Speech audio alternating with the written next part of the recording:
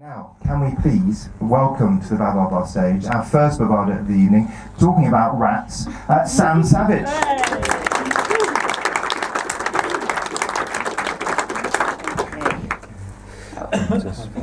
Hello everyone. Actually I was chatting with Tim before you all came in about the astrological chart and the time that you were born, because it's quite popular years ago as well. And I really wanted to get one done, so I phoned up my mum and I said, like, Mum, what time was I born? And she went, oh, I don't really know. And I went, well, like a rough time. She went, Sam, I don't know what time you were born. I was off my face. Just roughly a day. We know the day. But yes, I did give, thank you. I did give a talk about biscuits, which is, I would say, without putting it to a hands up thing, probably a lot more popular than rats, and obviously a lot more tasty. But a few years ago, a friend of mine, Sarah, 7-8 years ago, she said, look, I'm going on holiday and I've got some pets that I'd like you to look after if you don't mind staying at my house. And I love a lot of animals, and at the time I kind of said, yeah, that's fine, what pets have you got? Thinking it would be a cat, a dog, a rabbit. And she said, oh, I've got a couple of rats, Barry and Lenny, and they kind of free range. And I'd heard free range chickens, I had that idea. And I said, well, you know, free range, they have a room and they just wander around, they have a home and a cage and they kind of do their own thing. And I would say that I went there with quite a bit of intrepidation. I knew of rats, I didn't really know of them in any form other than the vermin type that we all think about, and in the sort of negative terms. But I went there and I looked after them and I absolutely fell in love with them. When I realised that Barry and Lenny also liked EastEnders, and they also like just hanging out and sitting on your shoulder, very friendly and intelligent. So I started to look into them more and I went on to get some rats of my own. But we often use very negative language. You have happy as a lark, you have the bee's knees, or happy as a clam. We have very positive language. Whenever it comes to rats, we do tend to use quite negative language. If you're in the mafia and you're a rat, you know you're going to get killed within the first 10 minutes of the film. We have the rat race, which is where we're often on a wheel when we're going through life and we're just after the money and we're not thinking about the time we have left. If you're caught in the rat race, it's quite a negative term. We have the love rat. The Sun newspaper, the Daily Mirror, they love this term. You often have somebody who's been in a marriage or a relationship, they've cheated on their partner. We get full story, we get pictures of them. Oh, what am I like? We get a lot of that. One of their favourite terms, the dirty old love rat. There we go, there's our rat race, running to work, you're working your 9 to 5, you're returning home tired, you have your dinner, you go to bed, you wake up, you got your morning stuff to do, and then you just continue with that cycle.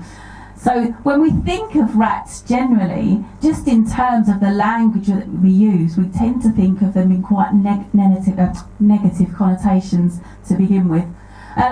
Right, now the Chinese, is anybody in here, if you're into Chinese zodiac signs, do you know already, are you a rat? 2020 was the last year of the rat. 72, anyone born in 72? I missed it by a year, I'm 73, I'm an ox, which is not the greatest, but we have rats. Are you discussing it at the back? Oh, we're a rat? I don't know. So is this the first? Did someone say I don't want to be a smelly rat?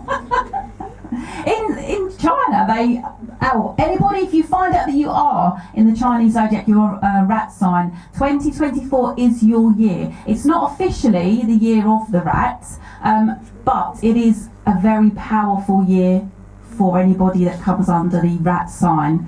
A cosmic alignment for you ratties out there, apparently. You're going to have a year of wealth and success and love. So look out for that.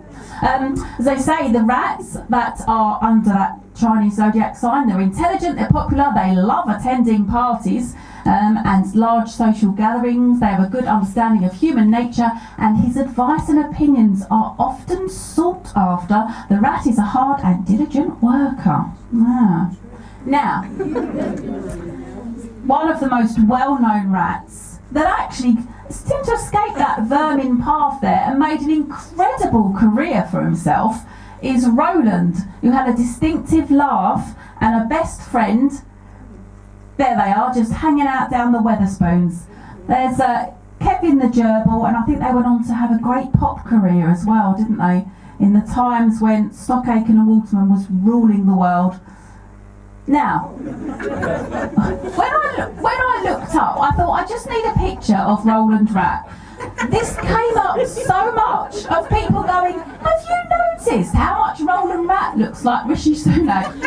Never thought about it, but I just put it up there because it seemed to come up so much. As someone said, for any younger folk, Roland Rat filled that cultural void in Britain after the Beatles broke up. Those well-known classics. This is from Ratatouille. Has anyone seen that film?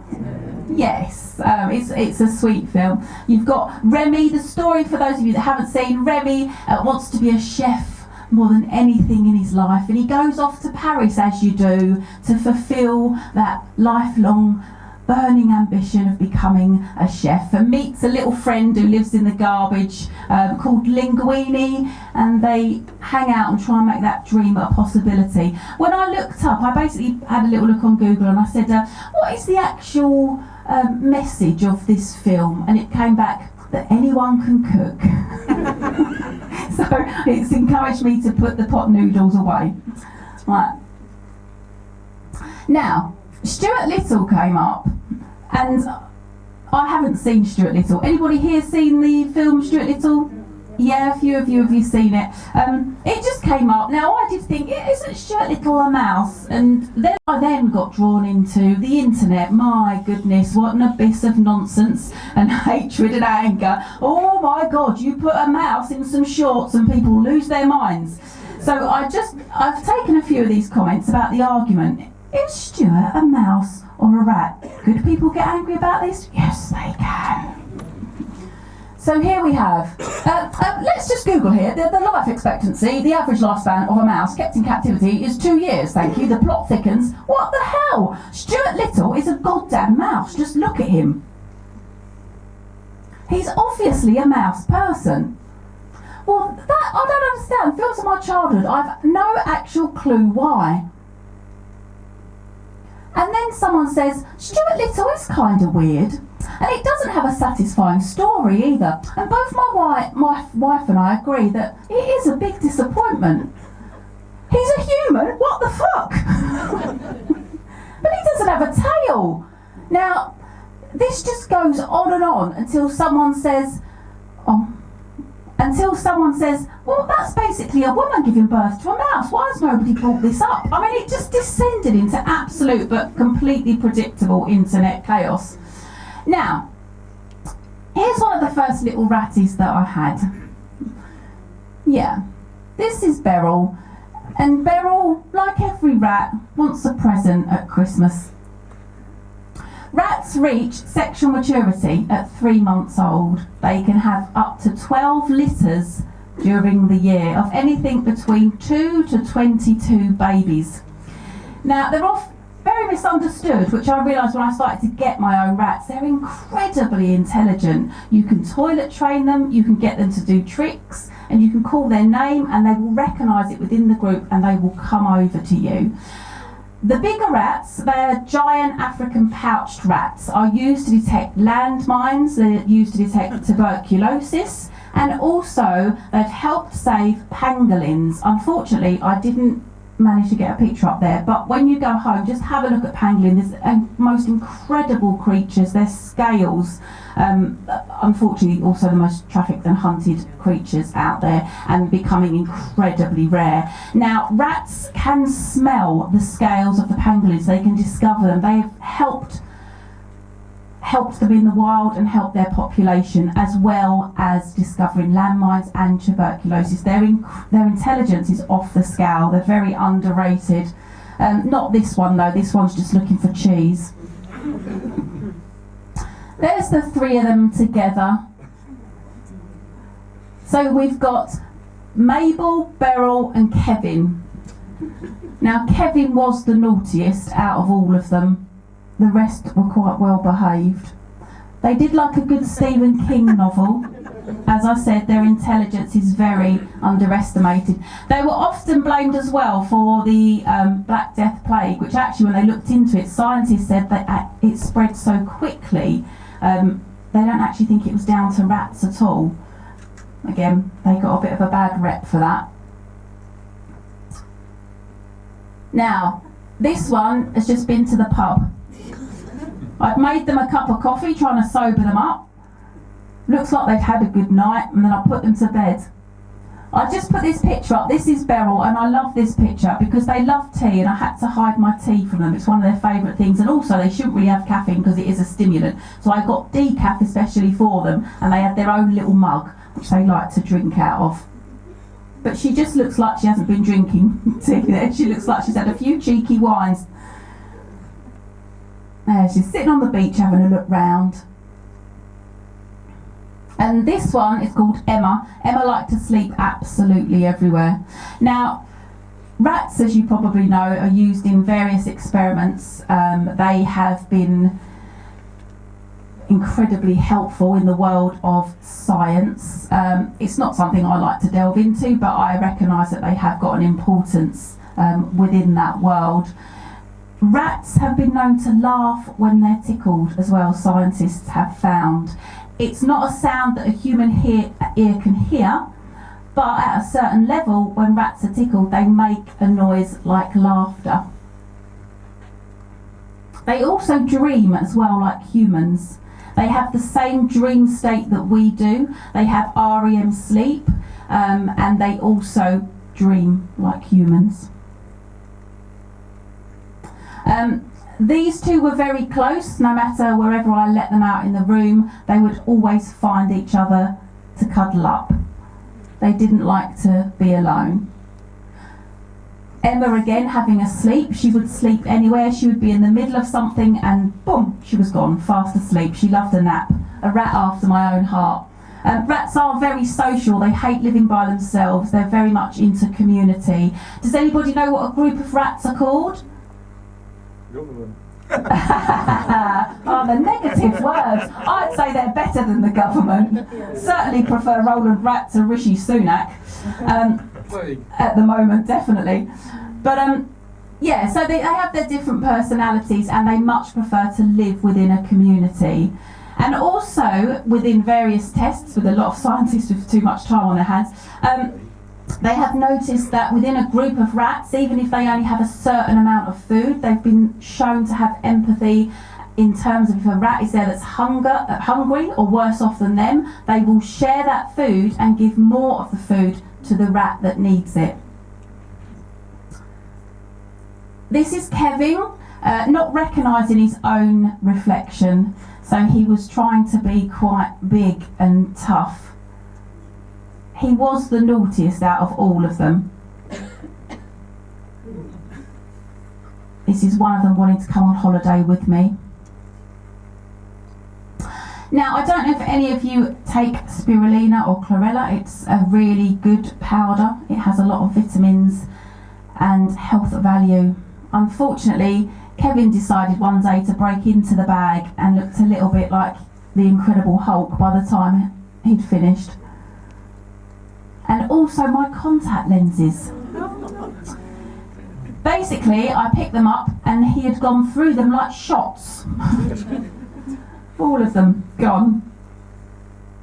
Now, one of the things that I was talking about, let me just keep an eye, was the ability for the African pouched rats to find landmines, tuberculosis. The work that they do is incredible.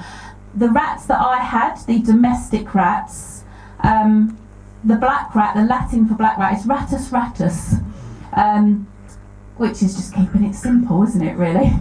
But the rats I have, they live to about 2 years, maybe slightly over. The larger rats, like this, that they use to find the landmines, they can live to 7 or 8. Some there are 52 known species of rats. Some of the rats, the bigger rats, can grow to weigh up to 8.8 pounds and be 20 inches. So that would be the same as a house cat.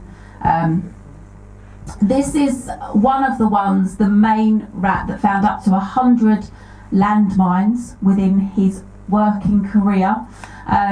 Retired at 6 and got a little medal to say thank you for all your hard work. Magawa, slowing down in his old age. So they basically retired after he had done his job and won his medal. They retired him and he had a nice, I think he had another year, a year after finishing work. Right, what I'm going to do now is I'm going to ask my glamorous assistant to come up, because I just wanted to show you something. Now, I think often with a lot of animals and creatures, it's very easy to dismiss them. It's very easy to think they don't feel pain, they don't feel fear, they don't feel sad, they don't feel happy. I think that probably makes it easier for us to disconnect in some ways. With rats, one of the things that they do, which is kind of similar to a cat, when it's happy and it's content, it purrs. With a rat, when they're happy, they do something called boggling. I've got a couple of clips, there you go. Now what they do is their eyes will almost vibrate, they come out and in. I've just got a couple of clips here. Obviously you're welcome to go away and have a look at a few clips. There's so many of them on YouTube, rats boggling.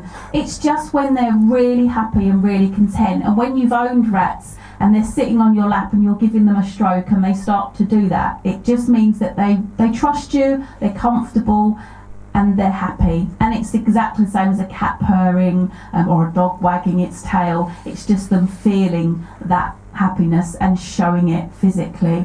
Now I thought I would end on, I thought I'd just end on a bit of ratty heaven, because I thought if there's anything that they were going to do to enjoy their life and to end it on a high, it would probably be this, because this looks like the happiest rat video I've seen out of all of them.